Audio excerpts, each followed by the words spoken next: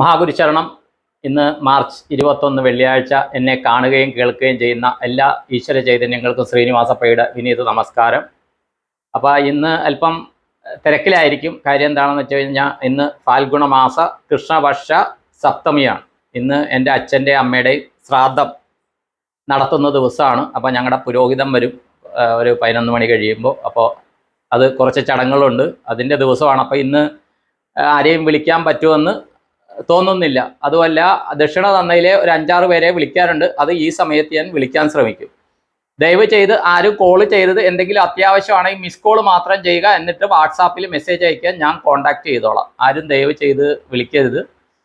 കാര്യം വിളിക്കുമ്പോൾ ബാക്കിയുള്ളവരുടെ കോളിൽ ഡിസ്റ്റർബൻസ് ആകും. പിന്നെ ഇന്നലെ കുറേ അധികം ആൾക്കാരെ വിളിച്ചു. ഇന്നലെ രാത്രി 11:30 ആയപ്പോൾ ഒരു മെസ്സേജ് കണ്ടു. ആ മെസ്സേജ് കണ്ടപ്പോൾ ആള് മെഡിറ്റേഷൻ ചെയ്ത് ഭയങ്കര വറീഡാണെന്ന് പറഞ്ഞു. ഞാൻ സമയമൊന്നും നോക്കില്ല, ഞാൻ വിളിച്ചു കഴിഞ്ഞപ്പോഴാണ് സാറിൻ്റെ കോള് കിട്ടിയതിൽ വളരെ സന്തോഷം. ഞാൻ ഉറങ്ങാൻ പോവുകയാണെന്ന് പറയുമ്പോഴേ ഞാൻ സമയം നോക്കുന്നു. അപ്പോൾ സമയം 11:36. അപ്പോൾ ആ വിളിച്ച ആളോട് ഞാൻ ക്ഷമ ചോദിക്കുന്നു. കാര്യം എന്താണെന്ന് വെച്ച് കഴിഞ്ഞാൽ ഇങ്ങനെ ഇരുന്ന് വിളിക്കുകയാണ്, കിടക്കുമ്പോൾ 12 മണിയാവും. അതുമല്ല, ഇനി കുറച്ച് ഞാൻ കുറയ്ക്കാൻ പോവുക. കാര്യം അത് കണ്ണിന് സ്ട്രെയിൻ ആകുന്നു. ഈ മൊബൈൽ ഇങ്ങനെ നോക്കി കണ്ണിന് സ്ട്രെയിൻ ആകുന്നു. ദിവസം 10 മണിക്കൂറിൽ കൂടുതൽ 12 മണിക്കൂർ മൊബൈൽ നോക്കുന്നത് ഞാൻ കുറയ്ക്കാൻ പോവുകയാണ്. ഒരു ദിവസം 10 പേർക്കായിട്ട് ഞാൻ റെസ്ട്രിക്റ്റ് ചെയ്യും. അല്ലാണ്ട് പറ്റുന്നില്ല. കാര്യം ഓരോരുത്തരുടെ സേവ് ചെയ്യണം. പിന്നെ ചിലർ വെറുതെ നമസ്കാരം മാത്രം ഇടും, ചിലർ ഹലോ മാത്രം ഇടും. അതൊന്നും ഞാൻ റിപ്ലൈ ചെയ്യാൻ പോകാറില്ല. ദയവ് ചെയ്ത് ആരെങ്കിലും ഗൗരവമായിട്ട് എൻ്റെ അടുത്തുനിന്ന് എന്തെങ്കിലും എന്നെ കോൺടാക്ട് ചെയ്യണം, ഗൈഡൻസ് എന്നുണ്ടെങ്കിൽ ദയവ് ചെയ്ത് ആ വിളിക്കുന്ന ആൾ, കോൺടാക്ട് ചെയ്യുന്ന ആൾ പേര്, നക്ഷത്രം, ഏജ്, സ്ഥലം പറയുക. ചിലപ്പോൾ മക്കളുടെ കാര്യത്തിനായിരിക്കും, ആരുടെയെങ്കിലും കാര്യത്തിനായിരിക്കും. എങ്കിലും അതും ചെയ്യുന്നില്ല. അത് ഞാൻ ഈ ആവർത്തിച്ച ആൾക്കാരോട് പറയേണ്ടി വരുന്നു. ഇനി ചെയ്യാൻ പോണ എന്താണെന്ന് വെച്ച് കഴിഞ്ഞാൽ അങ്ങനെ ഡാറ്റ ഇല്ലാത്തത് ഞാൻ ഡിലീറ്റ് ചെയ്ത് വിടാൻ പോവുകയാണ്. കാര്യം എന്താണെന്ന് വെച്ച് കഴിഞ്ഞാൽ അതിനുവേണ്ടി അനാവശ്യമായിട്ട് സമയം പോകുന്നുണ്ട്. പിന്നെ ചിലർ മെയിലിൽ അല്ലെങ്കിൽ ഏതെങ്കിലും ഒരു യൂട്യൂബിൻ്റെ താഴെ വന്ന് സാറിൻ്റെ നമ്പർ കിട്ടുമോ എന്ന് ചോദിക്കുന്നുണ്ട്. എൻ്റെ നമ്പർ ഞാൻ യൂട്യൂബിൽ കൊടുത്തിട്ടുണ്ട്. അത് ഒരു പ്രാവശ്യം കൊടുത്തിട്ടുണ്ട്. അത് കോൺടാക്ട് ചെയ്യുന്നവർക്ക് ആ നമ്പർ കിട്ടും. അതപ്പോൾ റെഡി റെക്കണറായിട്ട് എല്ലാ പ്രാവശ്യവും നമ്പർ അതിൽ കൊടുക്കുന്നത് ഒരു ശരിയായ പ്രവണതയായത് അല്ലാത്തത് കൊണ്ട് ഞാൻ ദയവ് ചെയ്ത് കൊടുക്കുകയില്ല. യൂട്യൂബിനകത്ത് ഒരു ദിവസം ഞാൻ നമ്പർ കൊടുത്തിട്ടുണ്ട്. അത് വെച്ച് കുറേ അധികം ആൾക്കാർ കോൺടാക്ട് ചെയ്തിട്ടുണ്ട്. അത് വെച്ച് തന്നെ 1000-ൻ്റെ അടുത്ത് ആൾക്കാർ കോൺടാക്ട് ചെയ്തിട്ടുണ്ട്. അപ്പോൾ ഞാൻ സേവ് ചെയ്ത കാര്യമാണ് ഞാൻ പറയുന്നത് കേട്ടോ. അതിൽ എത്ര പേരെ ഇനി വിളിക്കാനുണ്ട്. അപ്പോൾ നമ്പർ ഇനി കൊടുക്കാൻ ഉദ്ദേശമില്ല. ദയവ് ചെയ്ത് ക്ഷമിക്കുക. അതുപോലെ ചിലർ ശനിക്ക് എന്ത് ചെയ്യണം, കേതുവിന് എന്ത് ചെയ്യണം എന്നൊക്കെ റിപ്പീറ്റഡ് ആയിട്ട് പേഴ്സണലി മെസ്സേജ് അയക്കുന്നുണ്ട്. ദയവ് ചെയ്ത് അയക്കാണ്ടിരിക്കുക. കാര്യം ഇതൊക്കെ യൂട്യൂബിൽ പറഞ്ഞിട്ടുണ്ട്. ഇതിനൊക്കെ ഓരോരുത്തർക്ക് മറുപടി പറയാൻ പോയി കഴിഞ്ഞാൽ അതിനെ സമയം ഉണ്ടാകുള്ളൂ. അതിന് പകരമാണ് ഈ യൂട്യൂബിൽ ഇടുന്നത്. ദയവ് ചെയ്ത് ഒന്നിൽ നിങ്ങൾക്ക് സമാധാനിക്കുക. ഞാൻ യൂട്യൂബിൻ്റെ വരുമാനത്തിലല്ല അതിനകത്ത് ഇടുന്നത്. ചിലർക്കുണ്ട് യൂട്യൂബിൽ വ്യൂവേഴ്സ് കൂടിക്കഴിഞ്ഞാൽ മോണിറ്ററി ബെനിഫിറ്റ് കിട്ടുമല്ലോ. ഞാൻ യൂട്യൂബിൽ മോണിറ്ററി ബെനിഫിറ്റ് ഓൺ ചെയ്തിട്ടില്ല. അതിനല്ല, ഇത് ബാക്കിയുള്ളവർക്കെന്നുള്ള രീതിയിലാണ്. അപ്പോൾ യൂട്യൂബിൽ ഇട്ട ഒരു കാര്യം കണ്ടിന്യൂസ് ആയിട്ട് മെസ്സേജ് ഇടുമ്പോൾ അവരെ ഇഗ്നോർ ചെയ്യാനേ എനിക്ക് സാധിക്കുകയുള്ളൂ. ദയവ് ചെയ്ത് മനസ്സിലാക്കുക. ഓരോ കാര്യത്തിനും വെറുതെ മെസ്സേജ് ഇട്ടുകൊണ്ടിരിക്കണം. ഒരു വാട്സാപ്പ് നമ്പർ തരുമ്പോൾ ഇപ്പുറത്തിരിക്കുന്ന ആൾക്കും കുറച്ച് ആളുടെയും കാര്യങ്ങൾ നോക്കിയിട്ട് വേണം ദയവ് ചെയ്ത് മെസ്സേജ് ഇടാൻ. വെറുതെ ഒരു മറുപടി കൊടുക്കുമ്പോൾ അടുത്ത മെസ്സേജ് വരും. അപ്പോൾ അതൊക്കെ ഇനി ഇഗ്നോർ ചെയ്യും. അല്ലെങ്കിൽ എന്താണെന്ന് വെച്ച് കഴിഞ്ഞാൽ ഞാൻ കോൺടാക്ട് ചെയ്ത ആൾക്കാരെ കോൺടാക്ട് ഇനിയും ചെയ്യാനുള്ള ആൾക്കാരുടെ കാര്യം നോക്കാൻ പറ്റാണ്ട് വരും. അപ്പോൾ അത് തീർച്ചയായിട്ടും ഇനി അവോയ്ഡ് ചെയ്യുന്നതാണ്. കാര്യം യൂട്യൂബിൽ ഇട്ട കാര്യം യൂട്യൂബിൽ നോക്കുക. എന്നിട്ട് അതിൽ സംശയം ഉണ്ടെങ്കിൽ ലാസ്റ്റ് വീഡിയോയുടെ താഴെ നിങ്ങൾ സംശയങ്ങൾ ചോദിക്കുക. അതിനകത്ത് മറുപടി പറയാം. അപ്പോൾ ഇന്നലെ ഇതിൻ്റെ അകത്ത് സംശയം ഒരെണ്ണം പറഞ്ഞ എന്താണെന്ന് വെച്ച് കഴിഞ്ഞാൽ നമ്മൾ മെഡിറ്റേഷൻ ചെയ്യുമ്പോൾ അല്ലെങ്കിൽ ബ്ലസ് ചെയ്യുമ്പോൾ തീർച്ചയായിട്ടും കാല് ഭൂമിയിലോ അല്ലെങ്കിൽ എർത്തിങ് എന്ന് പറയുമല്ലോ അതിൽ തൊടാണ്ടാണ് ബ്ലസ് ചെയ്യണത്. എങ്കിൽ തന്നെയും നമ്മൾ ഒരാളെ സ്പർശിച്ചാൽ അല്ലെങ്കിൽ ഒരാളുടെ ഓറയുടെ എടുത്ത് നമ്മൾ വന്നാൽ തീർച്ചയായിട്ടും അതിൻ്റെ എഫക്റ്റ് ഉണ്ടാകും. ഇല്ലാന്നാരെങ്കിലും വിശ്വസിച്ച് മുന്നോട്ട് പോവുകയാണെങ്കിൽ മുന്നോട്ട് പൊക്കോളൂ, ഒരു കുഴപ്പവും കേട്ടോ. പിന്നെ വേറൊരു കാര്യം എന്താണെന്ന് വെച്ച് കഴിഞ്ഞാൽ ഇപ്പോൾ പറഞ്ഞ പ്രതിവിധികൾ പലരും ചെയ്യാൻ തുടങ്ങി. അതിൽ വീട്ടിൽ തേങ്ങ വെച്ചിട്ട് അമ്പലത്തിൽ കൊണ്ടുപോയി അടിച്ചിട്ട് ഇമ്മീഡിയറ്റ് പിറ്റേ ദിവസം എഫക്റ്റ് കിട്ടിയ ആൾക്കാരുണ്ട്. അപ്പോൾ ഒരാൾ എൻ്റെ അടുത്ത് ഫോണിൽ വിളിച്ച് ചോദിച്ച കാര്യം ഇത് വേറെ ആരോടോ ചർച്ച ചെയ്തപ്പോൾ അങ്ങനെ പൂജാമുറിയിൽ വെക്കുന്ന കാര്യം അതൊരു നിവേദ്യം ആയില്ലേ, അത് പിന്നെ തിരിച്ച് അമ്പലത്തിൽ കൊണ്ടുപോയാൽ ഇങ്ങനെയൊക്കെ വ്യാഖ്യാനം ചെയ്യുന്നവരുടെ വാക്കുകൾ കേൾക്കുകയാണെങ്കിൽ ദയവ് ചെയ്ത് നിങ്ങൾ അത് കേൾക്കൂ. എന്നോട് സംശയം ചോദിക്കേണ്ട. ഞാൻ ചെയ്യുന്നത് എനിക്ക് അനുഭവമുള്ള കാര്യങ്ങൾ മാത്രമാണ് പറയുന്നത്. എനിക്ക് അനുഭവമില്ലാത്ത ഒരു കാര്യവും ഇതിൽ പറയുന്നില്ല. ഇത് വിശ്വാസത്തോടെ ചെയ്താൽ ഉണ്ട്. നമ്മൾ പൂജാമുറി വെക്കുന്ന കാര്യം ഭഗവാന് നേദിച്ചു എന്ന് ആര് പറഞ്ഞു? നമ്മൾ എന്ത് കാര്യവും ശുദ്ധമായിട്ട് വെക്കുന്നത് വിളക്ക് കൊളുത്തുന്നിടത്താണ്. അതാണ് അവിടെ വെക്കാൻ പറഞ്ഞത്. എന്നിട്ട് എല്ലാവരുടെയും തൊട്ട് വിശ്വാസം ഉണ്ടെങ്കിൽ മാത്രം ചെയ്യൂ. ബാക്കിയുള്ള ആൾ ഇങ്ങനെ അഭിപ്രായം പറഞ്ഞാൽ നിങ്ങൾ അത് കേട്ട് അതിന്റെ പുറകെ പോകൂ. എന്നെ ഡിസ്റ്റർബ് ചെയ്യാതെ, എൻ്റെ അടുത്ത് ചോദിക്കാതെ, ഞാൻ പറഞ്ഞതിൽ സംശയം ഉണ്ടെങ്കിൽ ദയവ് ചെയ്ത് ചെയ്യരുത്. ഇതിന് ആധികാരികമായ ഒരു തെളിവുകളും ഇല്ല. ആധികാരികമായി ഏതെങ്കിലും ഗ്രന്ഥത്തിലുണ്ടെന്ന് എനിക്കറിയില്ല. എൻ്റെ ഗുരു പറഞ്ഞു തന്നു, ഞാൻ പാലിക്കുന്നു, എനിക്ക് അനുഭവം കിട്ടുന്നു, ഞാൻ ഷെയർ ചെയ്തു. വിശ്വാസം ഉണ്ടെങ്കിൽ മുന്നോട്ട് പോവുക, ഇല്ലെങ്കിൽ വേണ്ട, ദയവ് ചെയ്ത്. അപ്പോൾ ഞാൻ വേറൊരാളോട് ചോദിച്ചു, ഒരു ചേച്ചിയാണ് മെസ്സേജ് ചെയ്തത്, ഞാൻ വേറൊരാൾ ചോദിച്ചപ്പോൾ ഇങ്ങനെ പറഞ്ഞു. അപ്പൊ അത് അങ്ങനെ ആകൂലേ? അങ്ങനെയാകും, ചെയ്യണ്ട, പ്രശ്നം തീർന്നില്ലേ? അതുപോലെ തന്നെ ഇപ്പോ ഒരാള് പറഞ്ഞെന്താണെന്ന് വെച്ച് കഴിഞ്ഞാൽ, ഇപ്പൊ വിളക്ക് തേക്കുന്ന കാര്യത്തിൽ, അപ്പൊ ഈ വ്യക്തി അമ്പലത്തിൽ പോയപ്പോ ആ ചേച്ചിക്ക് നടുവിന് മേലാന്ന് അവിടെ തേക്കുന്ന ചേച്ചി. അപ്പൊ ഇങ്ങനെ നിൽക്കുന്നു, നടുവിന് കയ്യും കൊടുത്ത് നിൽക്കുന്നു. അപ്പൊ ആ വ്യക്തി ചോദിച്ചു, എന്താ ചേച്ചി എന്ന് ചോദിച്ചാൽ, ഇല്ല, മകൻ വരാൻ നിൽക്കുകയാണ്, ഈ അമ്പലത്തിലെ വിളക്കോ പാത്രങ്ങളോ ഒക്കെ തേച്ചു കൊടുക്കണം. ഏതോ അവിടുത്തെ ആ ആൾക്കാരുടെ അമ്പലമാണ്. ഉടനെ പറഞ്ഞു, ചേച്ചി ഞാൻ തേച്ചു തരട്ടെ എന്ന് ചോദിച്ചു. ഇദ്ദേഹം തേച്ചു എന്ന്. അപ്പോഴത്തേക്കും നോക്കുന്നുണ്ടെന്ന്, ആരെങ്കിലും നോക്കുന്നുണ്ടോ ഇതുപോലെ കമ്മിറ്റി, ഞാൻ പറഞ്ഞല്ലേ കമ്മിറ്റി ഇരിക്കാനാണ് ഇത് തേച്ചു തുടങ്ങിയെന്നൊക്കെ ആൾക്കാർ ചോദിക്കും. ആ ഒരു പേടിയോടെ ഞാൻ നോക്കുന്നുണ്ട്, പക്ഷേ ദൈവം സഹായിച്ച് എനിക്ക് അത് തേച്ചു കൊടുക്കാൻ പറ്റിയെന്ന് പറഞ്ഞ്, അത് സാറ് പറഞ്ഞ കാര്യം എനിക്ക് ചെയ്യാൻ പറ്റിയെന്ന് പറഞ്ഞ്. അപ്പൊ ഞാൻ അദ്ദേഹത്തിന് കൊടുത്ത മറുപടി എന്താണെന്ന് വെച്ച് കഴിഞ്ഞാൽ, നിങ്ങൾക്ക് ആ ഒരു പുണ്യകർമ്മം ചെയ്യാനായിട്ട് ആ ദേവി അവിടെ കാത്തു വെച്ചിരുന്നതാണത്. അത് നമ്മൾ മനസ്സിലാക്കുക. നമുക്ക് പുണ്യകർമ്മം ചെയ്യാനായിട്ട് ദേവി അത് കാത്തു വെച്ചതാണ്. അത് നമ്മൾ സന്തോഷത്തോടെ, ദേവീനെ അകത്ത് ഒരു പൂജാരി അല്ലെങ്കിൽ മേൽശാന്തി അല്ലെങ്കിൽ തന്ത്രി എന്തുമാത്രം ഭയഭക്തിയോടെ പൂജിക്കുന്നുവോ അതുപോലെ നമ്മൾ ഇത് ചെയ്യുക. ദേവിയുടെ സേവയാണത് കേട്ടോ. അതിന്റെ പുണ്യം തീർച്ചയായിട്ടും കിട്ടും. ആൾക്കാർ എന്തും പറയട്ടെ, നമ്മൾ അതിനൊരു വിശദീകരണവും ന്യായീകരണവും കൊടുക്കണ്ട. ചിലപ്പോൾ നമ്മൾ അവരൊക്കെ പറയും, ചിലപ്പോൾ 2-3 ആട്ടിയെന്നും വരും. ആട്ടട്ടെ എന്ന് വെക്കുക. ആ ആട്ട് ഊഞ്ഞാലയിൽ പണ്ട് ചെറുപ്പത്തിൽ ഇരുത്തിയിട്ട് നമ്മളെ ആട്ടിയിട്ടുണ്ടല്ലോ ആൾക്കാർ. അതുപോലെയുള്ള ആട്ടാണ്, നല്ല സുഖമാണെന്നും പറഞ്ഞ് അങ്ങോട്ട് ആസ്വദിക്കുക. മനസ്സിലായോ? അത് നമുക്കുള്ള ആട്ട അവരെടുത്തുകൊണ്ട് പോണതാണ്, അത് മനസ്സിലാക്കുക. പിന്നെ അതുപോലെയാണ് ഈ ലാസ്റ്റ് ഞങ്ങൾ ഗുരുവായൂർ പോയപ്പോൾ ഇങ്ങനെ ക്യൂവിൽ നിൽക്കുകയാണ്. അപ്പോൾ ഞാൻ പറഞ്ഞിരുന്നല്ലോ, തെക്ക് വശത്ത് കൂടിയാണ് അകത്തേക്ക് കയറ്റുന്നത്. കാര്യം അവിടെ കലശത്തിന്റെ ഇതൊക്കെ നടക്കണം, ഉത്സവ ചടങ്ങുകൾ. ഇപ്പോൾ ഉത്സവം കഴിഞ്ഞു എന്ന് തോന്നുന്നു. അപ്പോൾ അവിടെ ഇങ്ങനെ ചുറ്റുവിളക്കിന് തിരിയിടുന്നു. ഇത് ഉച്ച സമയത്താണ്. അപ്പൊ ആള് തിരിയിടുന്നു. അപ്പൊ തിരിയിടുന്ന ആ പാത്രം, തിരിയുടെ പാത്രം വെച്ചിട്ടുണ്ട്. അപ്പൊ ഞാൻ എന്ത് ചെയ്തു എന്ന് വെച്ചാൽ, നമ്മൾ അവിടെ നിൽക്കുന്ന സമയത്ത് കയ്യിൽ എത്തുന്നിടത്ത് ഓരോ തിരിയെടുത്ത് ഇട്ടു എന്ന് പറഞ്ഞാൽ 1, 2, 3 ലെയർ, താഴത്തുനിന്ന് 3 ലെയറിൽ നമ്മുടെ കൈ എത്തും നിൽക്കുന്ന സമയത്ത്. അപ്പൊ നിൽക്കുന്ന സമയത്ത് ഇങ്ങനെ മുന്നോട്ട് പോകുന്ന സമയത്ത് ആ തിരി അവിടെ വെച്ചത് ഓരോന്നോരോന്ന് ഇട്ട്. അപ്പൊ അവിടെ പുറകിൽ നിന്ന് കണ്ട ആൾക്കാർ ഈ ക്യൂവിൽ വരുമ്പോൾ ഇത് ഇട്ട് തുടങ്ങി. അപ്പൊ നമ്മൾ അങ്ങനത്തെ കാര്യങ്ങളൊക്കെ ചെയ്യുമ്പോൾ വേണമെങ്കിൽ അവരോട് അനുവാദം ചോദിക്കുക, ചേട്ടാ അല്ലെ ചേച്ചി ഞങ്ങൾ ഇട്ടോട്ടെ എന്ന് ചോദിക്കുക. ഇതെന്താണെന്ന് വെച്ച് കഴിഞ്ഞാൽ, ചുറ്റുവിളക്ക് കത്തിക്കാൻ എല്ലാവർക്കും ഭയങ്കര ഉത്സാഹം. വലിയ കമ്പയില് മറ്റേ തുണിയും ചുറ്റി ഇത് കത്തിക്കും. പക്ഷേ അതിനേക്കാളും നമുക്ക് പുണ്യം കിട്ടണത് ആ ചുറ്റുവിളക്ക് തുടച്ചെങ്കിൽ തുടയ്ക്കാൻ പറ്റിയെങ്കിൽ തുടയ്ക്കുക, ഇല്ലെങ്കിൽ അതിൽ എണ്ണ ഒഴിച്ച് തിരിവിടുക. അതാണ് അതിൽ പുണ്യപ്രവൃത്തി. വിളക്ക് കത്തിക്കുന്നതിന് തീർച്ചയായിട്ടും പുണ്യപ്രവൃത്തി ഉണ്ട്. പക്ഷെ അതിനേക്കാളും അത് ക്ലീൻ ചെയ്ത് തിരിയിടുന്നത് അതിലും കൂടുതൽ നമുക്ക് കാർമ്മിക പുണ്യങ്ങൾ ഉണ്ടാക്കും. പിന്നെ വേറെ കാര്യങ്ങൾ, കാർമ്മികം വാങ്ങുന്ന കുറെ കാര്യങ്ങളുണ്ട്. അമ്പലത്തിൽ ചെന്നിട്ട് നടയിൽ തന്നെ നിൽക്കുക, കുറേ നേരം നിൽക്കും, എന്നിട്ട് പ്രാർത്ഥിക്കും. പുറകിൽ നിന്ന് വരുന്നവർക്ക് അവർക്ക് ദൈവത്തെ കാണാൻ പറ്റാത്ത രീതിയിൽ നിന്ന് പ്രാർത്ഥിക്കും. മാക്സിമം 1 മിനിറ്റേ ഭഗവാന്റെ മുമ്പിൽ നിൽക്കാവുള്ളൂ. അതും 24 സെക്കൻഡ് നിന്നാൽ മതി. 24 സെക്കൻഡ്, മനസ്സിലായോ? ആ 24 സെക്കൻഡ് നിന്ന് ഒരു 2, 3 അല്ലെങ്കിൽ 5 ശ്വാസോച്ഛ്വാസം എടുത്ത് വിടുന്ന നേരം ബോധത്തോടെ ശ്വാസോച്ഛ്വാസം എടുത്ത് വിടുക.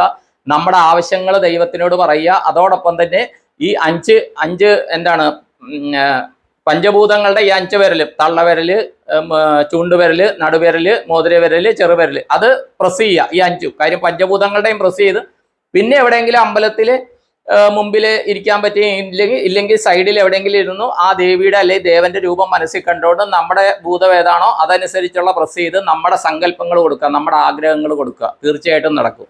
പരാതികൾ, എനിക്ക് അത് കിട്ടിയില്ല, ഇത് കിട്ടിയില്ല, കാലിന് ഇത്, കായ്ക്ക് ഇത്, തലയ്ക്ക് ഇത്, അത് ദയവ് ചെയ്ത് പറയരുത്. ആവശ്യമുള്ള കാര്യങ്ങൾ മാത്രം വേണം പറയാനായിട്ട് കേട്ടോ. അത് മാത്രം ശ്രദ്ധിക്കുക. ഇത് ചെയ്യുമ്പോൾ തീർച്ചയായിട്ടും എഫക്റ്റ്. അതുകൊണ്ട് ഒരു കാരണവശാലും ആൾക്കാരില്ലെങ്കിൽ നിന്നോ, ആൾക്കാരിങ്ങനെ വന്നുകൊണ്ട് ഇരിക്കുന്നതുണ്ടെങ്കിൽ ദയവ് ചെയ്ത് അവരുടെ ദർശനം മറയുന്ന രീതിയിൽ അല്ലെങ്കിൽ അവർക്ക് നിന്ന് തൊഴാൻ പറ്റാത്ത രീതിയിൽ അവിടെ നമ്മൾ അവകാശം സ്ഥാപിച്ച് നിൽക്കാണ്ടിരിക്കുക. ചിലര് കാണിക്ക ഭണ്ഡാരത്തിന്റെ മുമ്പിൽ നിൽക്കണ കാണാം. നമ്മളൊരു കാണിക്ക ഇടാൻ പോകുമ്പോൾ ഇവരെ തട്ടിയിട്ട് വേണം, അല്ലെങ്കിൽ ഇവർ മാറുന്നവരെയും ശ്രദ്ധിക്കണം.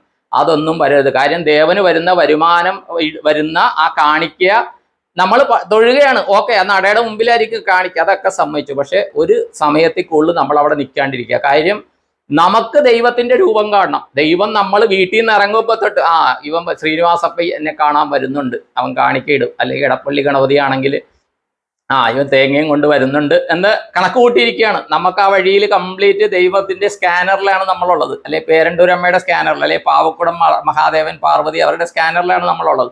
ആ വിശ്വാസത്തോടെ അപ്പം നമ്മൾ ദൈവമേ എന്ന് പറഞ്ഞ് നമ്മൾ മനസ്സിൽ ആ ക്ഷേത്രത്തിന്റെ കുറിച്ച് ചിന്തിച്ച് നമ്മൾ വീടിന് പുറത്തിറങ്ങി ചെരുപ്പിട്ട് നടന്നു തുടങ്ങുമ്പോൾ തൊട്ട് അവിടെ ദൈവം ഇരുന്ന് നമ്മുടെ ഓരോ അടിയും മനസ്സിലാക്കിക്കൊണ്ടിരിക്കുകയാണ്. അത് മനസ്സിൽ വെക്കൂ. അതുകൊണ്ട് നമ്മൾ അവിടെ ചെന്ന് നിന്ന് നിൽക്കുന്നതാണ് ദൈവം കാണുന്നതെന്ന് ആരും വിചാരിക്കാതെ അവിടെ ചെല്ലുക, രൂപം കാണുക, ഓം ഗം ഗണപതയെ നമ, ഓം ഹ്രീം ദുർഗായ നമ എന്ന് ചെയ്യാം, നമ ശിവായ, ഇതൊക്കെ ചൊല്ലുക എന്താണെന്ന് വെച്ചാൽ. പക്ഷെ മറ്റുള്ളവർക്ക് അവരുടെ ദർശനത്തിന് അസൗകര്യമാകാത്ത രീതിയിൽ വേണം ചെയ്യാനായിട്ട്. തിരക്കുകളുണ്ടെങ്കിൽ കണ്ടിട്ട് അപ്പം തന്നെ മാറുക നമ്മൾ. കാര്യം നമ്മൾ വേറെ ആൾക്ക് അസൗകര്യമായിട്ട് നിൽക്കുമ്പോൾ നമ്മൾ അവരുടെ കാർമ്മിക ഏറ്റുവാങ്ങുകയാണ്. ഞാൻ നേരത്തെ ഒരു വീഡിയോയിൽ പറഞ്ഞിട്ടുണ്ട്, ഈ പുറകിൽ വെച്ച ഫാനിന്റെ കാറ്റ് മുന്നിലോട്ട് വരുന്ന പോലെ നമ്മൾ നിൽക്കുന്നിടത്ത് ഈ ഓരോരുത്തരുടെയും പ്രാർത്ഥനകൾ അവരുടെ കാർമ്മികം ആ ഭഗവാനിൽ സമർപ്പിച്ച് അവരുടെ ജീവിതത്തിൽ ആവശ്യമായ ഐശ്വര്യവും സമൃദ്ധിയും കാര്യങ്ങൾ നേടാനായിട്ടാണ് നമ്മൾ ദേവദർശനം ചെയ്യുന്നത്. അപ്പോൾ നമ്മൾ ആ കാർമ്മികം സമർപ്പിക്കുന്നിടത്ത് മുന്നിൽ ഇങ്ങനെ തടസ്സമായി നിൽക്കുമ്പോൾ ഈ കാർമ്മികം നമ്മളിൽ തട്ടി തട്ടി തട്ടി അവസാനം നടയിലെത്തുമ്പോൾ ഒന്നുമില്ല, ശൂന്യം. അവരുടെ നമസ്കാരം മാത്രം ആ ഭഗവാനല്ലെങ്കിൽ ഭഗവതിയിലെത്തും. ഇതൊരു സത്യമാണ്. ഇത് കാര്യം എൻ്റെ അടുത്ത് തിരുമേനി പറഞ്ഞിട്ടുണ്ട്, നീ പുറകിൽ ഏറ്റവും പുറകിൽ നിന്ന് വേണം തൊഴാനായിട്ട്. നീ പ്രസാദം വാങ്ങിക്കുമ്പോൾ ഏറ്റവും പുറകിൽ നിന്നു. അപ്പോൾ പൂജാരി കാണും, നിന്നെ വിളിച്ചു തരും. തന്നില്ലെങ്കിലും കുഴപ്പമില്ല, നിനക്കുള്ള പ്രസാദം ദൈവം തരും. മനസ്സിലായോ? ഒരു കാരണവശാലും തിക്കിത്തിരക്കരുത്, അമ്പലത്തിൽ തിക്കിത്തിരക്കരുത്. തിരുമേനി എന്നെ പഠിപ്പിച്ചൊരു പാഠമാണ്. കാര്യം എൻ്റെ ചെറുപ്പത്തിൽ ഞാൻ ഈ ചന്ദനം കിട്ടാൻ, അന്ന് ദീപാരാധന കഴിയുമ്പോൾ ഇങ്ങനെ ചന്ദനം ഇട്ട് കൊടുക്കും, കിട്ടാനൊക്കെ ഞാൻ അങ്ങനെ തിക്കിത്തിരക്കുമായിരുന്നു. മനസ്സിലായി? അപ്പോൾ പറയും തിരുമേനി അതൊന്നും തിക്കിത്തിരക്കേണ്ട കാര്യമില്ല, നീ നിൽക്കുക. അപ്പോൾ പൂജാരിമാരാണെങ്കിൽ ദൂരെ ആരെങ്കിലും ഇങ്ങനെ കാത്തു നിൽക്കുന്നുണ്ടെങ്കിൽ അവർ ശ്രദ്ധിക്കും, അടുത്ത് വിളിച്ചിട്ട് ചന്ദനം കൊടുക്കും. ശരിയാണ്, നമ്മൾ ദൂരെ നിൽക്കുക.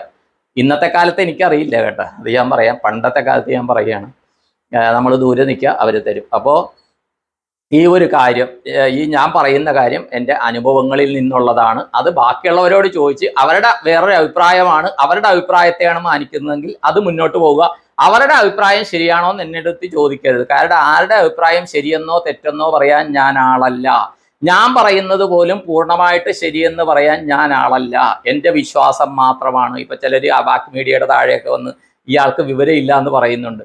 എനിക്ക് വിവരമുണ്ടെന്ന് ഞാൻ എവിടെ പറഞ്ഞു? എൻ്റെ വിവരത്തിൻ്റെ സർട്ടിഫിക്കറ്റ് ഞാൻ പ്രൊഡ്യൂസ് ചെയ്തിട്ടില്ല. എനിക്ക് വിവരമില്ല, എൻ്റെ അനുഭവങ്ങളാണ് അവിടെ പറയുന്നത്. ആ ബാക്ക് മീഡിയയിലും പറഞ്ഞിട്ടുണ്ട്. പക്ഷെ അവർ പറഞ്ഞു, സാറിനെ കേൾക്കാനായിട്ട് ആൾക്കാർക്ക് ഇൻട്രസ്റ്റ് ഉണ്ട്, അനുഭവങ്ങൾ കേൾക്കാൻ ആൾക്കാർക്ക് താല്പര്യമുണ്ട്, അതുകൊണ്ടാണ് ആ ബാക്ക് മീഡിയ ഇൻ്റർവ്യൂ എടുത്തിടുന്നത്. ഇത് എൻ്റെ അനുഭവങ്ങൾ മാത്രമാണ്. എൻ്റെ ഈ വിവരം വെച്ചോ ഞാൻ ഏതോ എൻസൈക്ലോപീഡിയയിൽ നോക്കിയോ പറയുന്നതല്ല. എനിക്ക് ഗുരു പറഞ്ഞു തന്ന എൻ്റെ ജീവിതത്തിൽ മുന്നോട്ട് പോകാൻ തന്ന അനുഭവങ്ങളിൽ എനിക്ക് നല്ല ഫലം കിട്ടിയതാണ് പറയുന്നത്. ഇപ്പം ഞാൻ രണ്ട് കാര്യങ്ങൾ കൂടി പറയാം. ഇവിടെ ഇപ്പോൾ ഞങ്ങൾ താമസിക്കുമ്പോൾ ഇടയ്ക്ക് മക്കളുടെ കൂട്ടുകാർ വരും. അപ്പോൾ ചിലർ വരുമ്പോൾ ഞാൻ മിക്കതും ചോദിക്കും, എന്ത് ചെയ്യുന്നു, അച്ഛൻ്റെ പേരെന്താണ്, അമ്മയുടെ പേരെന്താണ്, ഭക്ഷണം കഴിക്കാനിരിക്കുമ്പോൾ എന്ത് ചെയ്യുന്നു എന്നൊക്കെ. അപ്പോൾ ഒരു ഫ്രണ്ട് വന്നപ്പോൾ മകൻ പറഞ്ഞ്, അച്ഛാ അദ്ദേഹത്തിൻ്റെ അടുത്ത് ഒന്നും ചോദിക്കരുത്, അദ്ദേഹത്തിൻ്റെ രക്ഷകർത്താക്കളിൽ ഒരാളെക്കുറിച്ച് ചോദിക്കരുത്. കാര്യം എന്താണെന്ന് വെച്ച് കഴിഞ്ഞാൽ പുള്ളി ക്യാൻസറാണ്, അല്പം ഇതാണ്, അതിൻ്റെ റിപ്പോർട്ട് വാങ്ങിക്കാനാണ് ഈ ആൾ വരുന്നത്. അപ്പോൾ വെളുപ്പിനെയാണ് ആ റിപ്പോർട്ട് കിട്ടുന്നത്, അതുകൊണ്ട് മുമ്പത്തെ ദിവസം വീട്ടിൽ വന്ന് നിൽക്കും, പിറ്റേ ദിവസം പോകുമെന്ന് പറഞ്ഞു. ഞാൻ പറഞ്ഞു, ശരി മോനെ ചോദിക്കുകയില്ല എന്ന് പറഞ്ഞു. കാര്യം ഞാൻ ചോദിക്കണ സ്വഭാവമുണ്ട്, അത് പിള്ളേർക്ക് അറിയാം. അപ്പോൾ ഞാനൊന്നും ഇത് ചെയ്തില്ല. പക്ഷേ ഈ പയ്യനെ കണ്ട് ഞാൻ ആ മോനെ എന്നൊക്കെ പറഞ്ഞ് ഷേക്ക് ഹാൻഡ് കൊടുത്തു എന്ന് തോന്നണം. അത് കഴിഞ്ഞപ്പോൾ ഞാൻ മോൻ്റെ അടുത്ത് പറഞ്ഞു, നിമിത്തം എന്നുള്ളൊരു കാര്യമുണ്ട്. അപ്പോൾ ഞാൻ എൻ്റെ മോൻ്റെ അടുത്ത് പറഞ്ഞു, മോനെ ആ ഒരു കാര്യം ചെയ്യുമോ, ആ പയ്യന് മെസ്സേജ് ചെയ്യുമ്പോൾ ഇങ്ങനെ അച്ഛൻ നിങ്ങളുടെ രക്ഷകർത്താവിൻ്റെ ജാതകം ചോദിച്ചിരുന്നു. എനിക്കൊന്ന് വടക്കൻ ജില്ലകളിലാണ്, തൃശ്ശൂരോ പാലക്കാടോ ഏതോ ജില്ലയിലുള്ള പയ്യനാണ്, ഏതാണെന്ന് ഓർമ്മയില്ല. ഒന്ന് ജാതകം ചോദിക്കാവോ? അച്ഛനെ ഇങ്ങനെ ചോദിച്ചിരുന്നു. അച്ഛനിങ്ങനെ ഇത് ഒരാൾ പഠിപ്പിച്ചിട്ടുണ്ട്, അതുകൊണ്ട് അച്ഛൻ ചോദിച്ചതാണെന്ന് പറഞ്ഞ്. അപ്പോൾ അവരയച്ചു തന്നു, ജാതകം അയച്ചു തന്നു. നോക്കി, അത് വെച്ച് നോക്കിക്കഴിഞ്ഞപ്പോഴത്തേക്കും എനിക്ക് തോന്നുന്നു അവരുടെ അടുത്ത് കടല എടുത്ത് വെക്കാൻ പറഞ്ഞു, എന്താണെന്ന് ഓർമ്മയില്ല. ഇതൊരു 1.5-2 വർഷം മുമ്പുള്ള സംഭവമാണ്. അപ്പോൾ നോക്കുമ്പോഴത്തേക്ക് അവർക്കൊരു കുടുംബ ദേവീക്ഷേത്രമുണ്ട്. അപ്പോൾ ചോദിച്ചപ്പോൾ ഇവർ ദേവീക്ഷേത്രത്തിൽ പോകുന്നുണ്ട് എല്ലാം എന്ന് പറഞ്ഞു. അപ്പോൾ ഞാൻ ഈ പറഞ്ഞ പോലെ വീട്ടിൽ വെച്ചിട്ട് ചെയ്യേണ്ട ഒരു കാര്യം പറഞ്ഞു. ഇന്ന കാര്യം ചെയ്യും, ഇന്ന സാധനം വീട്ടിൽ വെച്ചിട്ട് സങ്കല്പം കൊടുത്തിട്ട് ആ ദേവി അവിടെ ചെയ്യുക, മരുന്ന് അതുപോലെ കണ്ടിന്യൂ ചെയ്യുക. മനസ്സിലായ? അപ്പോൾ എനിക്ക് തോന്നുന്നു അവർക്ക് ബിസിനസ് ജോലി എന്തോ ആണ്. അപ്പോൾ ഇത് ചെയ്തു. അത് കഴിഞ്ഞിട്ട് ഞാൻ മോനോട് ചോദിച്ചു, മോനെ അപ്ഡേറ്റ് വല്ലതും ചോദിച്ചോ? മോൻ 1 മാസം കഴിഞ്ഞ് ചോദിച്ചോ? ഇല്ല അച്ഛാ, ഞാൻ ചോദിച്ചില്ല. കാര്യം അത്രയ്ക്ക് കണ്ടീഷൻ അതായിരുന്നു. മനസ്സിലായ? അപ്പോൾ അവർ തന്നെ ടെൻഷനിലായിരുന്നു. പക്ഷേ ഞാനിത് ചോദിച്ച് കുറച്ച് നാൾ കഴിഞ്ഞപ്പോൾ ആ വ്യക്തി വിളിച്ചു പറഞ്ഞ്, കടയിലോ ജോലിക്കോ മറ്റോ പോയി തുടങ്ങി കേട്ടോ, നല്ല മാറ്റം ഉണ്ടെന്ന് പറഞ്ഞു. നമുക്ക് കേൾക്കുമ്പോൾ ഒരു സന്തോഷം. മനസ്സിലായി? നമ്മളെ ഗുരു പഠിപ്പിച്ചു തന്ന ഒരു വിദ്യ, ആ വ്യക്തി, ആ പയ്യൻ ഈ വീട്ടിൽ വരണമെങ്കിൽ ഞാനതാ വിശ്വസിക്കുന്നത്, അവൻ്റെ ദേവത വരുത്തിയതാണ്. ഇങ്ങനെ അവൻ്റെ ഫ്രണ്ടുണ്ട്, എത്രയോ ഫ്രണ്ട് കാണും എറണാകുളത്തല്ലേ, ഫ്രണ്ടുണ്ട്, ആ വീട്ടിൽ നിന്നിട്ട് ഇത് ചെയ്യട്ടെ. അപ്പം എനിക്കുള്ള ഒരു ടെസ്റ്റ് പേപ്പറാണ് അത്. നീ നോക്കുന്നുണ്ടോ, നിന്നെ ഗുരു പഠിപ്പിച്ച വിദ്യ നീ ഉപയോഗിക്കുന്നുണ്ടോ, അവൻ വന്ന കാര്യത്തിൽ നിനക്ക് സഹായിക്കാൻ പറ്റുമോ? അതാണ് ഞാൻ പറയുന്നത്. എന്നെ കോണ്ടാക്ട് ചെയ്യുന്ന ഓരോരുത്തരും എനിക്കുള്ള പാഠപുസ്തകങ്ങളാണ് എന്ന് പറഞ്ഞ് ആരും വിളിച്ച് ഞങ്ങൾ നേരത്തെ മെസ്സേജ് തന്നതാണല്ലോ എന്ന് പറഞ്ഞ് ഇമ്പോസിഷൻ തരരുത് ദയവ് ചെയ്ത്. അത് മാത്രം റിക്വസ്റ്റ് ഉണ്ട്. പിന്നെ വേറൊരു കാര്യം, ഇതുപോലെ ഒരു പയ്യനെ ഇടയ്ക്കിടയ്ക്ക് വരും. അപ്പോൾ ഇങ്ങനെ വന്നു കഴിയുമ്പോൾ അപ്പോൾ മോൻ പറയും, അദ്ദേഹത്തിൻ്റെ ചേട്ടൻ്റെ കല്യാണം ഒന്നും ആകുന്നില്ല, കല്യാണം അടുത്തു, എല്ലാം തീരുമാനിച്ചു, പിന്നെ അത് വിട്ടുപോയി എന്നൊക്കെ പറയും. അപ്പോൾ ഈ ബ്രേക്ക്ഫാസ്റ്റ് കഴിക്കാൻ അത് ഇടയ്ക്കിടയ്ക്ക് വരുന്ന പയ്യനാണ്. അപ്പോൾ അദ്ദേഹത്തിൻ്റെ അടുത്ത് ഞാൻ ചോദിച്ചിട്ട് ജസ്റ്റ് കാര്യങ്ങളൊക്കെ ചോദിച്ച് ബ്രേക്ക്ഫാസ്റ്റ് ചെയ്യാൻ ഇതൊക്കെ ഇരുന്ന് കഴിഞ്ഞപ്പോൾ അവർക്കൊരു കുടുംബ ക്ഷേത്രമുണ്ട്. അപ്പോൾ അതിൻ്റെ അടയാളങ്ങൾ ഞാൻ പറഞ്ഞു. അപ്പോൾ ഈ പയ്യനെ ഇതറിയില്ല. ഞാൻ പറഞ്ഞു അപ്പം തന്നെ വിളിക്കുക രക്ഷകർത്താക്കളെ, എനിക്ക് തോന്നുന്നു ആലപ്പുഴ ജില്ലയിലാണെന്ന് തോന്നുന്നത്, രക്ഷകർത്താക്കളെ വിളിക്കുക, അച്ഛനെ അമ്മനെ വിളിച്ചു ചോദിക്കും, ഇന്ന അടയാളങ്ങളുള്ള ഇന്ന ക്ഷേത്രങ്ങളുണ്ടോ. ഇവർക്കറിയില്ല. അപ്പോൾ അറിയില്ല. പക്ഷേ ഞാൻ അതേസമയം ഇവരൊരു സ്ഥലം പറഞ്ഞപ്പോൾ ആ സ്ഥലത്തെ ഇത് ഓൺലൈനിൽ നോക്കിക്കൊണ്ടിരിക്കുക. അപ്പോൾ ഉണ്ട്. ഞാൻ പറഞ്ഞു അവിടെ ചെന്ന് തൊഴൂ, നിങ്ങൾ അവിടെ ചെന്ന് പറഞ്ഞിട്ട് ഇങ്ങനെ വിവാഹം നടക്കണമെന്ന് പറഞ്ഞിട്ട് നിങ്ങൾ ഇത് ചെയ്യുന്നു. അവരേതായാലും പോയി കാണും. 6 മാസത്തിനുള്ളിൽ ആ പയ്യൻ്റെ ചേട്ടൻ്റെ കല്യാണത്തിന് എൻ്റെ മോൻ പോയി. മനസ്സിലായി? അവർക്ക് അത് ഒന്ന് ഇത് നിമിത്തം വെച്ച് കിട്ടുന്നതാണ്, ജാതകം വെച്ചല്ലേ. എൻ്റെ ഗുരു പറഞ്ഞു തന്നതാണ്. അപ്പോൾ ഗുരു സാധാരണ അദ്ദേഹം വിഷവൈദ്യനാണ്. അദ്ദേഹം നിമിത്തം വെച്ചിട്ട് പറയും. ചിലപ്പോൾ പാമ്പ് ഇന്ന പാമ്പാണ്, അതൊക്കെ ആൾക്കാർ തല്ലിക്കൊന്ന് കവറിൽ കൊണ്ടുവരും, അതൊന്നും ചെയ്യാൻ പാടില്ല എന്ന് പറയും. അപ്പോൾ ചിലരോട് പറയും പാമ്പ് ഇന്ന ഭാഗത്തുണ്ട്, അവിടെ നിന്ന് നിങ്ങൾക്ക് പാമ്പിനെ കിട്ടും, സൂക്ഷിക്കണമെന്നൊക്കെ പറയും. അപ്പോൾ ആൾക്കാർ ചോദിക്കും പാമ്പ് കിട്ടിയില്ലെങ്കിൽ എന്ത് ചെയ്യും? അപ്പോൾ തിരുമേനി പറയുന്നത് എന്താണെന്ന് വെച്ചാൽ, എൻ്റെ മടത്തി, ഇലഞ്ചിക്കൽ മടം എന്നാണ് വീട്ടുപേര്, എൻ്റെ മടത്തി വന്നാൽ മതി, ഞാൻ ഇവിടെ നിന്ന് പാമ്പിനെ തരാമെന്ന് പറയും. അത്രയ്ക്ക് കാണിശതയും ഇതുമുള്ള ആളായിരുന്നു ബ്രഹ്മശ്രീ കൃഷ്ണൻ പ്രാന്തിരി തിരുമേനി. അന്ന് അദ്ദേഹം പറഞ്ഞ കാര്യങ്ങൾ ഞാനിപ്പോൾ എൻ്റെ ലൈഫിൽ ഓരോ ആൾക്കാർക്ക് ഗൈഡൻസ് തരാനുള്ള ഒരു മുജ്ജന്മ നിയോഗം എനിക്ക് കിട്ടി. അതിന് ആ തിരുമേനിയുടെ ആത്മചൈതന്യ ആ പാദങ്ങളിൽ ഞാൻ നമസ്കരിക്കുന്നു. അപ്പോൾ ഇത്രയും പറഞ്ഞുകൊണ്ട് നിർത്തുന്നു. ഇന്ന് ആൾക്കാരെ ഒന്നും വിളിക്കുകയില്ല. അപ്പോൾ ഇനി വിളി ഞാൻ കുറയ്ക്കും. അപ്പോൾ ഇന്നത്തെ കൊണ്ട് ദക്ഷിണ തന്ന ആരെങ്കിലും ഞാൻ വിളിക്കാത്തതുണ്ടെങ്കിൽ, ഇപ്പോൾ ചിലരെ വിളിച്ചവരെ പിന്നെയും വിളിക്കുന്നുണ്ട് ഞാൻ. കാര്യം ഞാനൊരു റെക്കോർഡും വെക്കുന്നില്ല വിളിച്ചെന്നുള്ളത്. അപ്പോൾ ഞാൻ ചോദിക്കും, ഞാൻ സംസാരിച്ചിരുന്നോ ദക്ഷിണ ഈ GPay നോക്കിയിട്ട് അപ്പോൾ സംസാരിച്ചതാണ് സാറേ, ഓക്കെ ശരി, അതൊരു സമാധാനമായി. അപ്പോൾ ഇനിയും ഞാൻ നോക്കിയിട്ട് 4-5 പേരെ കോൺടാക്ട് ചെയ്യാനുണ്ട്. അപ്പോൾ ഞാൻ കോൺടാക്ട് ചെയ്യും. അപ്പോൾ ദക്ഷിണ അയച്ചിട്ട് നിങ്ങളെ കോൺടാക്ട് ചെയ്തില്ല എന്നുണ്ടെങ്കിൽ തീർച്ചയായിട്ടും അറിയിക്കുക. അതിൻ്റെ ഇടയ്ക്ക് ഇന്നലെ ഒരാൾ ദക്ഷിണ അയച്ച്, അപ്പോൾ എൻ്റെ അടുത്ത് വേദാന്തപരമായിട്ട് തർക്കത്തിന്, അല്ല സ്നേഹത്തോടെ ഞാൻ പറയാം, സാറ് ദക്ഷിണ ദക്ഷിണ വേണ്ടാന്ന് പറയുന്നത് ശരിയാണോ? ഞാൻ പറഞ്ഞു ശരിയല്ല. ഒരു ചേച്ചിയാണ്. ഞാൻ പറഞ്ഞു ശരിയല്ല, കാർമ്മികം കിട്ടും എന്ന് പറയണത് ശരിയാണ്. ഞാൻ പറഞ്ഞു കാർമ്മികം കിട്ടും എന്ന് പറയണത് ശരിയാണ്. ദക്ഷിണ തന്നില്ലേ ഈ കാർമ്മികം ഞങ്ങൾക്ക് കിട്ടുക? ഞാൻ പറഞ്ഞു തീർച്ചയായിട്ടും കിട്ടും എന്ന് പറഞ്ഞു. അപ്പം ഞാൻ മനസ്സിലാക്കുന്നത് നമ്മളെക്കാളും അറിവുള്ള ആൾക്കാരാണ് അപ്പുറത്തിരിക്കണതെന്ന് മനസ്സിലാക്കിയിട്ട് തന്നെയാണ് ഞാൻ സംസാരിക്കുന്നത്. ആ ചേച്ചിയോട് ഞാൻ അടിയറവ് പറഞ്ഞു. ഞാൻ പറഞ്ഞു ശരി, ക്ഷമിക്ക്, ദക്ഷിണ എന്താണെന്ന് വെച്ച് അയച്ചോ, സമ്മതിച്ചു എന്ന് പറഞ്ഞ്. അപ്പോൾ കുറേ പേര് അങ്ങനെയാണ്. കുറേ പേര് ഇതൊക്കെ അറിഞ്ഞിട്ട് നമ്മളെ മനസ്സിലാക്കി നമുക്ക് ചില പാഠങ്ങൾ പറഞ്ഞു തരാൻ കുറേ ആൾക്കാർ കോണ്ടാക്ട് ചെയ്യുന്നുണ്ട്. കുറേ അധികം ആൾക്കാരുണ്ട്. ഞാൻ പേരുകളൊന്നും പറയുന്നില്ല. അത് പറയുമ്പോൾ കുറേ അധികം പേരുണ്ട്. ചിലപ്പോൾ ചിലർ ആൾക്കാരെ അറിയും. അപ്പോൾ അത് ശരിയാകാത്തത് കൊണ്ടാണ് കേട്ടോ. ഇത്രയും പറഞ്ഞുകൊണ്ട് നിർത്തുന്നു. അപ്പോൾ ഇന്നത്തെ എൻ്റെ ഉപാസന, അതുപോലെ എൻ്റെ പിതൃ കാര്യങ്ങളൊക്കെ ഞാൻ ചെയ്യുന്നു. നമ്മൾ പഞ്ചമഹായജ്ഞങ്ങൾ പറഞ്ഞു, ദേവയജ്ഞം, ഋഷിയജ്ഞം, പിതൃയജ്ഞം, ഭൂതയജ്ഞം, അതിഥിയജ്ഞം. അപ്പോൾ ഇന്ന് നടക്കുന്ന ദേവയജ്ഞം നടക്കും. ഈ ഞങ്ങളുടെ ചടങ്ങിൽ ദേവന് പൂജയുണ്ട്, ഋഷിയജ്ഞം നടക്കും. കാര്യം ഞങ്ങൾ ഇതിന് ശേഷം ഋഷി പരമ്പരകൾക്ക് തർപ്പണം ചെയ്യും. പിതൃയജ്ഞം നടക്കും. പിതൃയജ്ഞമാണ് ചടങ്ങ് നടക്കണം. എന്നിട്ട് പിതൃക്കന്മാർക്ക് പിണ്ടപ്രദാനം അതുണ്ട്. ഭൂതയജ്ഞം നടക്കും. ഇത് കഴിഞ്ഞാൽ കാക്കയ്ക്ക് ചോറ് കറികളെല്ലാം ഉണ്ടാക്കണം. പഞ്ചപക്വം വെച്ചിട്ടുണ്ടെന്ന് പറഞ്ഞ ചടങ്ങാണ്. GSB ആൾക്കാർക്ക് അറിയാം. അത് കാക്കയ്ക്ക് വെക്കണം. അത് കഴിഞ്ഞിട്ട് അതിഥിയെ ഞാൻ വരുന്നതെന്ന് പറഞ്ഞാൽ ആരുമില്ല, എൻ്റെ പെങ്ങളും അളിയനുമാണ്. കാര്യം നമ്മൾ കുടുംബം മാത്രമായിട്ട് ചെയ്യുന്നതാണ്. പിന്നെ പുരോഹിതൻ, ഞങ്ങളുടെ കുടുംബ പുരോഹിതനായിരുന്നു തുറവൂര് തിരുമല ക്ഷേത്രത്തിൻ്റെ വടക്കുവശത്തുണ്ടായിരുന്ന ബ്രഹ്മശ്രീ ഗോപാലവാദ്യർ. അദ്ദേഹത്തിൻ്റെ ദേഹവിയോഗം നടന്ന് കുറേ വർഷങ്ങൾക്ക് മുമ്പ് കഴിഞ്ഞ് എൻ്റെ ഉപനയനം കഴിഞ്ഞിട്ട്, എൻ്റെ 9ാമത്തെ വയസ്സ് ഉപനയനം കഴിഞ്ഞതാണ്. ആ ഉപനയനം കഴിഞ്ഞ് 1 മാസത്തോളം അവിടെ നിർത്തി സന്ധ്യാവന്ദനം പഠിപ്പിക്കാൻ അച്ഛൻ വിട്ടത് തന്നെ ഗുരുകുല വിദ്യാഭ്യാസ സമ്പ്രദായത്തിൽ. 76, 77 കാലഘട്ടത്തിലാണ് മറ്റേ ഉപനയനം കഴിയുന്നത്. അവിടെ വിട്ടതാണ്. പിന്നെ അദ്ദേഹം അതോടൊപ്പം അദ്ദേഹത്തിൻ്റെ മകൻ ബ്രഹ്മശ്രീ നാരായണ വാദ്യാർ അവർകളായിരുന്നു പുരോഹിതൻ. അദ്ദേഹത്തിൻ്റെയും ദേഹവിയോഗം നടന്ന് ഒരു 1.5 വർഷം മുമ്പ്. ഇപ്പോൾ അദ്ദേഹത്തിൻ്റെ മകൻ, എന്നെക്കാളും ഇളയതാണ്, ബ്രഹ്മശ്രീ സന്തോഷ് വാദ്യാരാണ് പുരോഹിതൻ. അദ്ദേഹമാണ് ഇന്ന് ചടങ്ങിന് വരുന്നത്. അപ്പോൾ ആ പുരോഹിത പരമ്പരേനെയും ഞാൻ ഓർക്കുന്നു. അപ്പോൾ അവരുടെ അനുഗ്രഹം, എല്ലാവരുടെയും പിതൃക്കന്മാരുടെ അനുഗ്രഹം ഇന്ന് ഞാൻ ചെയ്യുമ്പോഴത്തേക്കും എല്ലാവർക്കും വേണ്ടി, എല്ലാവരുടെയും ഈ കോണ്ടാക്ട് ചെയ്യുന്ന എല്ലാവരുടെയും പിതൃപരമ്പരകളുടെ അനുഗ്രഹം വേണമെന്ന് ഞാൻ തീർച്ചയായിട്ടും തർപ്പണം കൊടുക്കുമ്പോൾ സങ്കല്പം ചെയ്യാം. അപ്പോൾ എൻ്റെ ഉപാസന, അതുപോലെ എൻ്റെ പ്രാർത്ഥന, എൻ്റെ മന്ത്രജപം, ഇതിൻ്റെ അതുപോലെ ഇന്ന് ചെയ്യുന്ന ചടങ്ങുകളുടെ ദേവയജ്ഞം, ഋഷിയജ്ഞം, പിതൃയജ്ഞം, ഭൂതയജ്ഞം, അതിഥിയജ്ഞം, ഇതിൻ്റെ എല്ലാം പുണ്യം എല്ലാവർക്കും കിട്ടുവാനായിട്ട് സങ്കല്പം ചെയ്തുകൊണ്ടും എല്ലാവർക്കും കുടുംബസമേതം എല്ലാവർക്കും ദീർഘായുസ്, പൂർണ്ണാരോഗ്യം, സത്സന്താന സൗഭാഗ്യം, ധനധാന്യ സമൃദ്ധി, സർവകാര്യസിദ്ധി, സർവൈശ്വര്യം, സർവമനോകാമനാഭീഷ്ടം നടക്കാനും കുടുംബത്ത് ശാന്തി, സമാധാനം, സന്തോഷം, സമൃദ്ധി, ഐശ്വര്യം എല്ലാം വരുവാനും, സമാധാനം കുടുംബത്ത് പുലരാനും, അതുപോലെ തന്നെ കുട്ടികൾക്ക് നല്ല വിദ്യാഭ്യാസാനന്തരം നല്ല മാർക്കോടുകൂടി ഉന്നത വിജയം നേടി അവർ ആഗ്രഹിക്കുന്ന സർവീസോ പ്രൊഫഷനോ ജോലിയിലോ അവർക്ക്